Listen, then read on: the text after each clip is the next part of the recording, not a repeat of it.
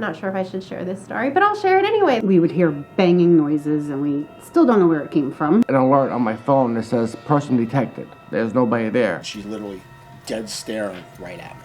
Screamed and ran down the stairs and out of the building and quit shortly thereafter and never came back. My group and I were reluctant to believe in ghosts and apparitions, so we set out across Long Island to meet with historical museums, houses, and investigators to prove the paranormal. My name is John Piccini. I'm Facilities and Maintenance Manager for Planting Fields. This is Coe Hall. The Coes were William Robert Coe. His second wife, May Rogers, was the heiress to William Rogers, her father, who was partners with John D. Rockefeller. This was their summer home. They built Planting Fields in 1918. So the fire started and the whole house burnt down, and he rebuilt the house out of limestone foundation so that it would never burn down again. On many accounts, limestone is told to be a conductor of paranormal activity, as it has the ability to absorb and release electromagnetic and psychic energy.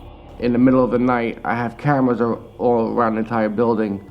I would say around the same time every night, in the room right behind me, I'll get an alert on my phone that says person detected. These cameras only really catch if there is an actual person, but when I go back to the film, there's nobody there.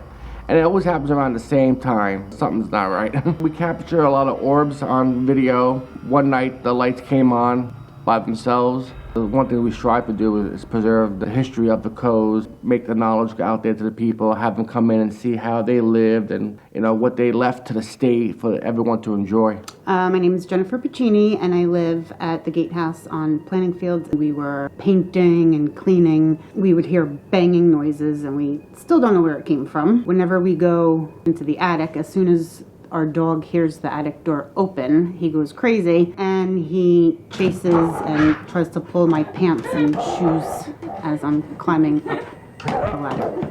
Raynham Hall is the home of the Townsend family. It was actually established in 1741 when Samuel Townsend moved here with his wife Sarah Stoddard. The first recorded Valentine's letter was addressed to Sarah and was located between the indentured servants and slave quarters, where we felt heavy energy before knowing what the hallway was. Yeah, but in general, when we went in there, it was we felt a little, almost sick. What's special about this place is Robert Townsend, one of the sons, was a member of George Washington's Cooper Spying during the American Revolution. And he was actually not discovered as a spy until the 20th century, when a historian by the name of Morton Pennypacker actually compared the handwriting of the spy known as Cooper Jr.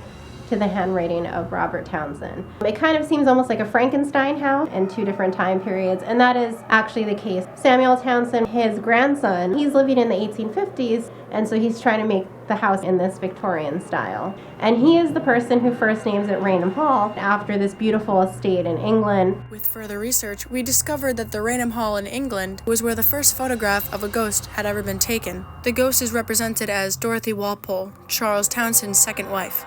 One of our collaborators, who is a spiritual healist, she has detected music, fiddle playing, which was something connected to one of the Irish immigrant servants who lived and worked here named Michael. Other people have seen the dolls moving in the Victorian nursery. In the fireplace that's in the Victorian hallway, people have seen orbs. And I've also heard from people that that is kind of where a lot of energy is concentrated. And we did have someone, I'm not sure if I should share this story, but I'll share it anyway. There is someone who worked here who saw on the third floor a half floating torso of a woman in a white dress. She screamed and ran down the stairs and out of the building and quit shortly thereafter and never came back. Our spiritual healer says that most of the spirits that inhabit the house now are friendly. I think my favorite room is actually the colonial parlor, because that is the room that British officers would have been. There is actually a fiddle, so they might have been making music. The spirits, as well as the history, that we keep, history alive and we keep things going. What's up, sir? Right here. How's it? My name is Michael Carnudo. I am the founder of Long Island Paranormal Investigators. I am James Ciccone. I have been with Long Island Paranormal Investigators for 8 years, and I am the tech manager with Long Island Paranormal Investigators. And growing up on Long Island as a kid, you hear about all the urban legends. When you turn 18, it's like a rite of passage. And the sole purpose was to see if what people are experiencing is really occurring. We started capturing evidence that we couldn't explain. and we've just been doing it ever since. Most of the activity that we get comes in the form of EVPs, or an electronic voice phenomenon. He had his doctor's office in the home, so there were surgeries performed here, there were births and deaths.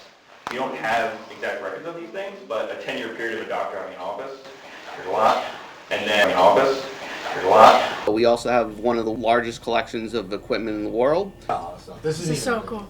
Yeah. The most important thing is to know your equipment, what sets it off. The field itself of what we do, it's still a very dangerous field. When it comes to a Ouija board, it's what you're doing. Intentions might be good. You're allowing whatever's around you to enter into your body. That's how most possession cases occur. One of our public events, we do Rogers Mansion in Southampton. We attended the investigation where we found the paranormal evidence to connect to the historical records of Clara Rogers. Can you say yes if you are Clara?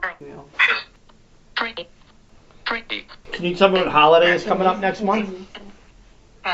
Shannon, which is my wife, every once in a while she goes in this trance. I'll never forget the scene. They were all outside the house. They were holding her back. She was trying to run into the house. There's a giant hole that just drops down.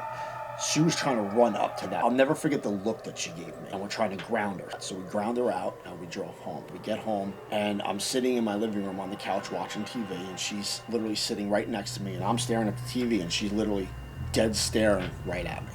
Doesn't blink, any of that. And over a couple days, she finally snapped out of it. During this process, she started doing these automatic writings, these poems, something there attached to her. This has been going on since 2019, and it's still with her till to this day. It's pretty scary. Her whole life has changed.